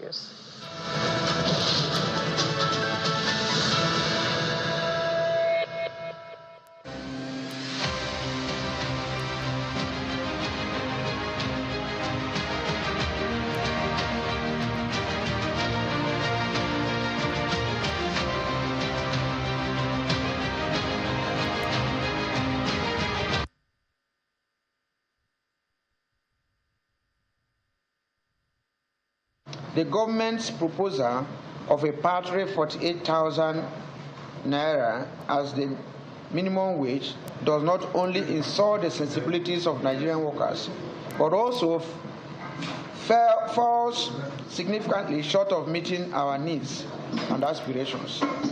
In contrast, organized private sector proposed an initial offer of 54,000, though it is worth noting that even the least paid workers in the private sectors receive 78,000 naira. As clearly stated by the organized private sector, highlighting the stark disparity between the proposed minimum wage and prevailing standards, further demonstrating the unwillingness of the employers and government to faithfully negotiate a fair national minimum wage for workers in Nigeria. So I think maybe they should go back to drawing board. You know, and of course, you know, between now and the end of the month is enough time. We call upon the government to reconsider its position and come to negotiation table with clear hands that reflects the true value of the contributions made by Nigerian workers to the nation's development and the objective of socioeconomic realities that confront not just Nigerian workers, but Nigerians as a whole. Together in this reasonable dialogue, we can work to give Nigerian workers a 615,000 minimum wage as proposed by the NLC and TUC on the basis of evidence and data. This will be in keeping with the pledge of President Bola Ahmed Tinubu to ensure that a living wage is paid for Nigerian workers. All right, so we're going to be getting an update from Labour on this matter in a moment. And so, yes, you've seen that's the current narrative from Labour unions who say that what federal government offered, 48,000 naira, as you may have read or seen, is unacceptable in their own words. And so what next? Above all else, part of the questions will be put in across to Labour leaders in a moment here today. But 615,000 naira minimum wage, that's what Labour proposed, and then they came down with some breakdown and calculations. I know that several questions had come up before that time, including from us here too, in terms of Labour have workers, they've got members in almost all of these agencies and these sectors, and so can they come up with independent analysis of what the case should be? So now that they come up with this one, they think this should be bang on. But government came up with 48,000 naira. Who would have thought? Oh, yeah. The government is difficult to speak for. You know, but the attitude of Labour initially was, okay, we've said 615,000 naira. Oh yeah, government, talk your own. Said 48. No, but it took a long time, you know. They were thinking, where do we go? How do we start? Where do we start? From 615. This is not just goods, you know, because normally in the market, if you go to a market and you're bargaining, you know, you're about to bargain for something, and maybe you have a price in mind for, say, an item, maybe even this iPad mini, and, you know, you just check out the price, and then maybe you're thinking it's like 50,000 naira, and they tell you, my dear sister, it's 1.5 million. And they say, oh, yeah, what do you have? What do you have? You know, when the customer says, what can you offer? You start to ask yourself, where do I start from? 1.5 million. That's certainly way out of my budget. But hey, this is not a mini iPad. This is the salaries and wages of workers. This is some people's lives. This is people's lives at stake. This is standard of living. This drives at the very heart of corruption, fighting corruption. It drives at the heart of giving people dignity. It drives at the heart of raising standards of living. That's certainly where the minimum wage discussion is about. Mr. Joe Ajaero has always made the point that they didn't just draw this figure from the moon, that they based the analysis on a family or a minimum wage worker who perhaps has a family of 6, man, wife, and 4 kids. That is where they have drawn this analogy from, looking at what their costs might be for transportation, for food, for shelter, for clothing, for education, and other social services as needed in Nigeria of today. I think the question we should also ask back at government, if we can get a hold of government officials who are in these negotiations, is to say, how did they come about 48,000 naira? What are their own, calculations? What are they looking at? That's one breakdown. And the second question will also be, because for Labour now, Labour has said, look, we're withdrawing, or we're not going to be a part of this negotiation anymore because it doesn't appear that you're taking us seriously. At the same time, they're saying, look, we must get something by the end of this month. So, or else. Exactly. But there's no else there, and maybe you can put the ... yourself, or else what? You know, that's why it's very tricky. To reconcile, especially when you remember the president kept on talking about Yes, we will pay living wage. Living wage. The good thing is it's living wage. I mean, it's 48,000 naira living wage in Nigeria today. So what is that? That's why I did ask at that time. So what is your concept of a living wage? So, and this came shortly after Labour came up with this demand of 615. But could it also be that government might have said, oh, okay, before we go further on this living wage narrative, remember, the governors forum too has spoken and said something in the realm of that not acceptable. They can't pay, so to speak. Could government be trying to find the middle ground here? But I don't think it would be in the middle if it's 48,000. So it remains to be seen. Ayo. I was going to go to that living wage thing. There's an interesting definition of living wage. You know, Malware, I don't even. We must have drank the same pepper soup last night, because I was going to talk about the haggling of prices just the same way you brought it up, but you elevated it to iPad, because I was actually looking at meat in the market, because that's the way it really sound. It's 615,000 naira. Okay, what of 48,000 naira? Come on, I don't even know. But Kimberly, when you now mention living wage, I'm looking at the Oxford Dictionary definition. If I just simple Google living wage definition, and this is what you will find: a wage that is high enough to maintain a normal standard of living. That is what you will find as definition of living wage. So I would say that, let me just assume that this is still in the sphere of negotiation, or to use Marquez's word, haggling of price, of the sense you're trying to communicate. Because the Constitution in 16(2) sub D says the state should direct its policy towards ensuring that suitable and adequate shelter, suitable and adequate food, reasonable national minimum living wage, old age care and pensions and unemployment, sick benefits and welfare of the disabled are provided for all citizens. One of the arguments that has also gone up, guys, if you remember, is that on the one hand, the federal government has its job cut out for it. On the other hand is that of the states. There are some states that couldn't pay the 18,000, some couldn't pay the 30,000, and now we're talking about something way higher than that. First, certainly, I don't even know if we haven't even begun the conversation. But, Chamberlain, you raised a valuable point. Where do we go from here? Maybe that's what's next, Chamberlain. Well, yeah, I mean, while we are, get set to have the president of Labour join and shed some light on what is going to happen next, how do they proceed from here? Because, yes, when Labour stormed out, so questions will be, okay, what do they do now? So are they just going to say, look, you've got till the end of this month? Even if you say to you've got till the end of this month to do something, you still have to hear from them at some point what they had to offer. They're not going to post it in the press. I don't think that will be a formal way that will be acceptable to Labour, because we've seen that with ASUU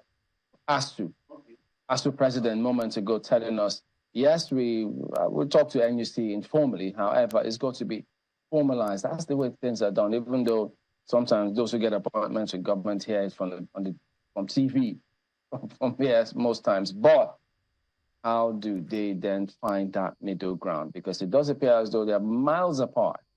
So while government is getting set for end of the year, end of the month, because it's going to be 1 year anniversary of the government, they want to showcase the scorecard, what they've done. So Labour also leveraging on that, saying, well, if you're trying to showcase what you've done, if you don't do what we have to do, this is a good opportunity for us. So if it happens or turns out that your plans and celebrations are poo-pooed by what we may have to do, you might have been the one to bring it upon yourself. So in a manner of speaking. So I guess it will be very, very interesting to see how all of that plays itself out. So from 615,000 to 48, how do they go? How do they reconcile themselves? It really would have been good, I mean, if the federal government and all the other stakeholders are able to conclude negotiations before the end of May. Because don't forget that at the beginning of May, we celebrate Workers' Day. And at the beginning, there are all of these grand promises. And it's not just in Abuja that Workers' Day is celebrated. It's also celebrated in the States. Oftentimes when these considerations are brought on, it is usually that, oh, the state government might say that they cannot pay. But we've since seen a state government that has gone as far as, is it 75,000 naira in Edo State now? Yes. So if Edo State is offering as much as 75,000 naira, why would the federal government or, the national minimum wage be 48,000 naira? Is there a reason for that? Well, federal government will also argue that this is not just the wage that federal government is going to pay, that it also involves the organized private sector. Where precisely are the protests coming from to be able to increase this to something that is reasonable in terms of a take-home? Is it also about what happened to that's what they call it now, I'm looking for the word, the effect on the knock-on effect on all the other levels? Because if you do increase the minimum wage, don't forget that you're not going to stop at just the minimum wage. You're also going to be talking about all the other cadres, all the other levels. They too must see a reasonable adjustment to their wage. And that's something that's really going to raise the, what they call that now, looking for the right word, the wage, the wage buckets which we pay at the end of the day. That chunk of money which the federal government uses to look after salaries, not just the federal government, state governments as well, and even people in the organized private sector. So certainly it's going to affect that wage budget. Are these the considerations? What exactly will be a living wage in Nigeria of today? What will people at the very bottom, what can they really say we take home and it will still be okay for us to look at transportation? Let's also bear in mind the fact that inflation has not really been tamed or stabilized, and we see increasingly that food, an essential part of daily living, is what it is that is raising raising inflation rate. So is it possible for both sides?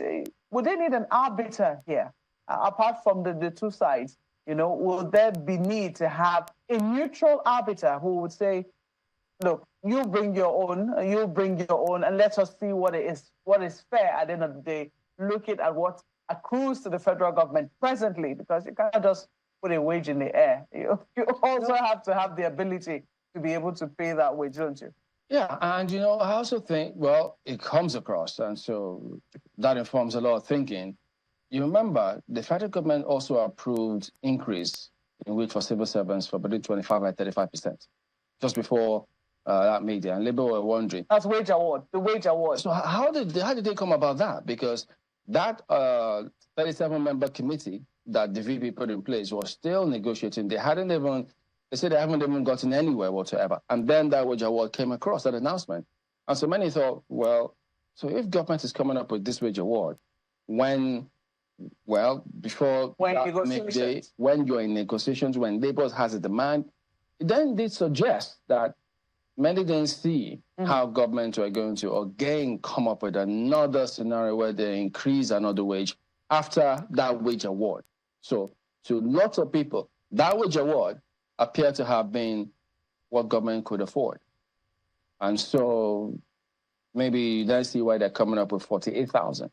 That didn't demonstrate an intent, which Labour says this is an insult to us. So they might be indirectly telling Labour, we've done what we could. Because where the country is looking for funds here and there, that wage award, then what? You add another percentage or several percentage, you get up to 615. That would be pretty hard, just thinking out loud. But who knows? Well, Labour themselves, I'm sure they must have read between the lines on this one, hence their stance, where they stormed out of that meeting, rejecting that proposal, saying, no, this is unacceptable. And so they kind of go on with this. Well, there's a historical antecedent to this. We'll be bringing that to you in a moment or two. But guys, let's be clear about this conversation we're having. And, first of all, we're talking about minimum wage, and that's what's in the law. Then the president promised living wage, right? And we are waiting for that. But then the award is totally different. Remember the 70s when the Gawan government gave what they call the Udoji Awards? that wasn't something that was enshrined in the law. It's just something that you say, you know what, some kind of palliative, if you want to put it that way. Now, is it something that is sustainable? From the understanding that we have, the wage award that was being given, including that which the Lagos State government also, began to give, is which I think Lagos State government, has been earning, according to the governor recently, something in the region of 70,000 naira or thereabout.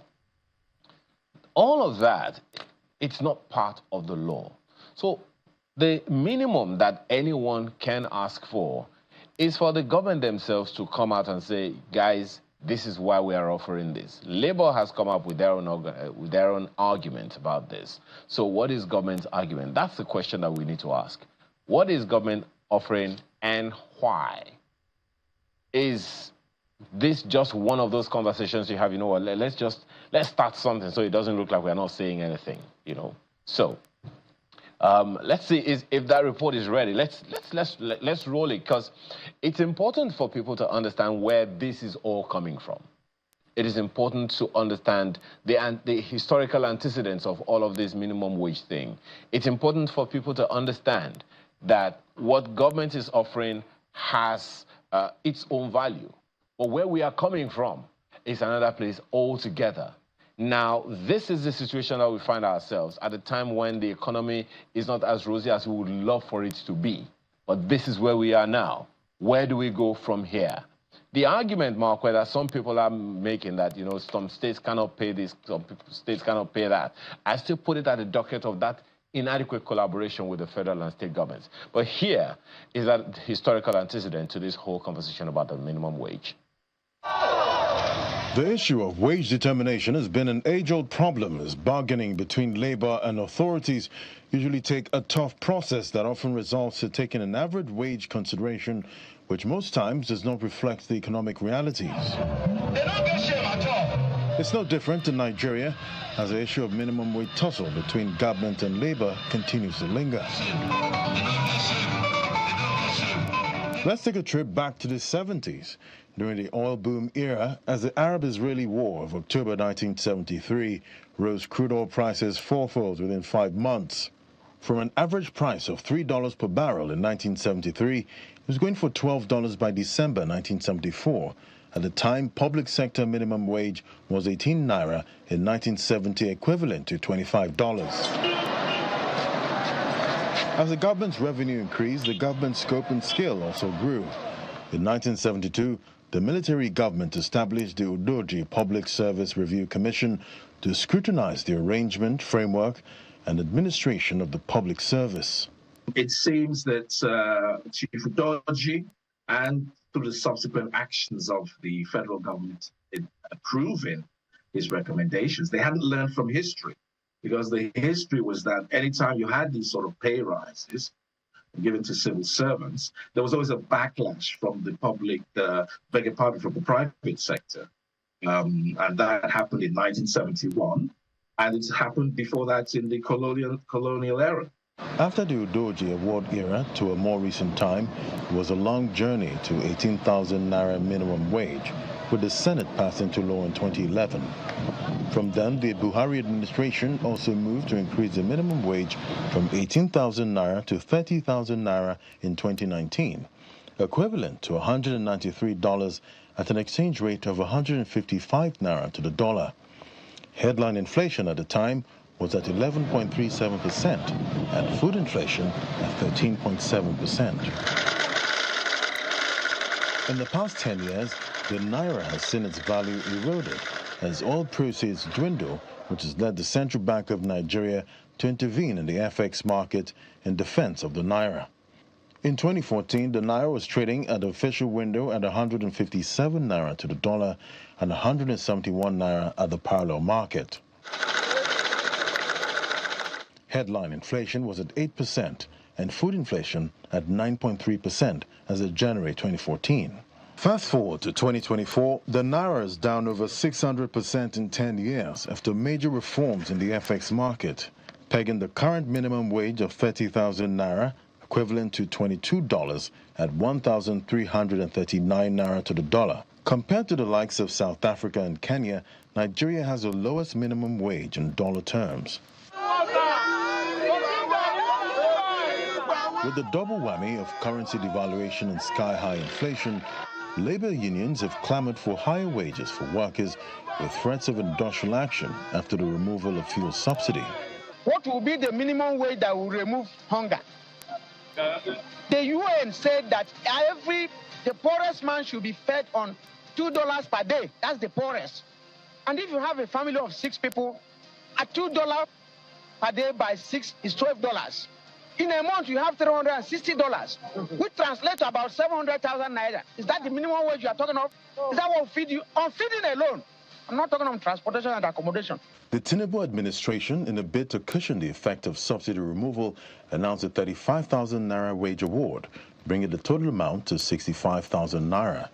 Our Washington correspondent, Maria Bird, spoke to the Kaduna State governor about implementation. For me, I think it is a work in progress. In Kaduna State in particular, we have a very good relationship between Kaduna State government and Nigeria Labour Congress.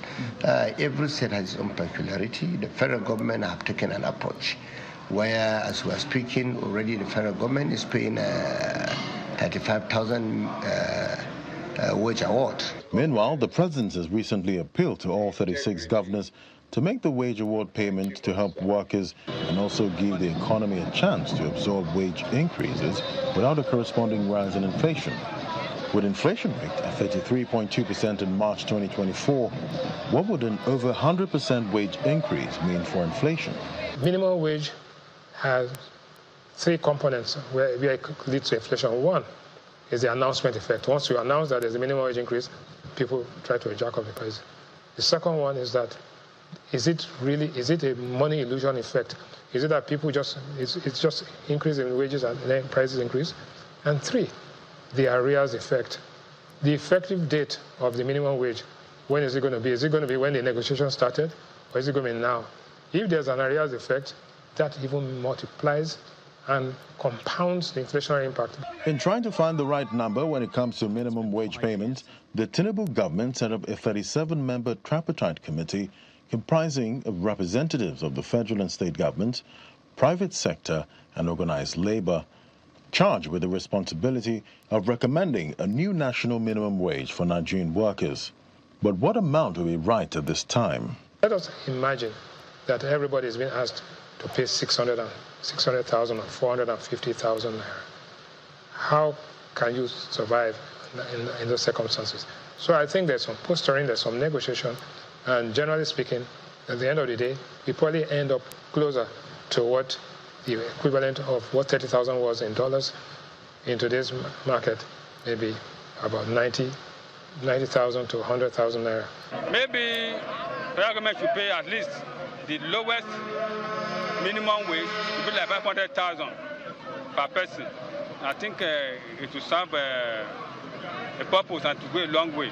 I wish if the government can increase this minimum wage to, let's say, 150. I don't know if it's too much, but this is what I'm just saying. 150, so that the way the currency is increasing, and, dollar is increasing, the price of things are not even reducing, and it's so sad. So I would like the government to hear the cries of the citizen, most especially me. I'm very hungry. Negotiations are ongoing on a new national minimum wage for Nigerian workers. But while Nigerians await that, the federal government approved an increase of between 25 to 35% in salaries for civil servants on 6 consolidated salary structures, which include consolidated public service salary structure and others. But with revenues dwindling, debt levels rising, it remains to be seen what the new national minimum wage will be, as federal and state governments and labor have to be on the same page, or at least the same book. Ladi Williams, reporting for Channels Television News. Now you understand where we are coming from, but just before we go, a quick look at 1 or 2 messages. Dixon Eka in Abuja is saying the federal government's offer of 48,000 naira to the Nigerian worker as the new minimum wage is an insult on the sensibilities of the Nigerian workers. What can 48,000 naira do in the Nigeria of today? 48,000 naira cannot fuel the smallest car in Nigeria for 2 weeks, cannot transport a worker to, cannot buy a bag of rice, cannot transport a worker to work for 1 month. And it goes on and on that the federal government should be ready to pay a living wage, as people need to be alive to pay the huge and unbearable taxes. Guys? Well, I said this one here, and it's, I can't find the name. It says everyone is confused, the government and the labor unions. I'm in favor of minimum wage per hour as it is done in the UK, South Africa, and elsewhere. We have a structured salary scale system for those in government and private sector employment, which is paid monthly. I believe that minimum wages for those who do not have regular employment. For instance, you will not pay 48,000 naira to a laborer you employed for 3 hours to clear your compound, or a house caregiver whose hours are unstable. If we continue to increase the minimum wage by the month instead of weekly, rent, family maintenance, and services will go up too. Again, then Nigerians will be back to square one, or worse. Oh, that's Loretta. Well, Professor Mono has said is about the federal government has to unpass. FG must reinstate the University Governing Council and release and review upward the meager $300 wages paid to our contemporaries in Nigeria. This is a egregious comedy and it's a joke that's akin to impropriety, the theater of the absurd. I don't know if that's a movie I went to watch when I went to National Theatre some time ago. Okay, well, that is the show today. We thank you all for watching. We'll see you tomorrow. I'm Chamberlain, so goodbye. Thank you for your patience and thank you for sticking with us. I'm Malpe Ogunyusu. Well, Malpe is about to rain in Lagos. Have a wonderful rest of your day. I'm Ayo Makinde.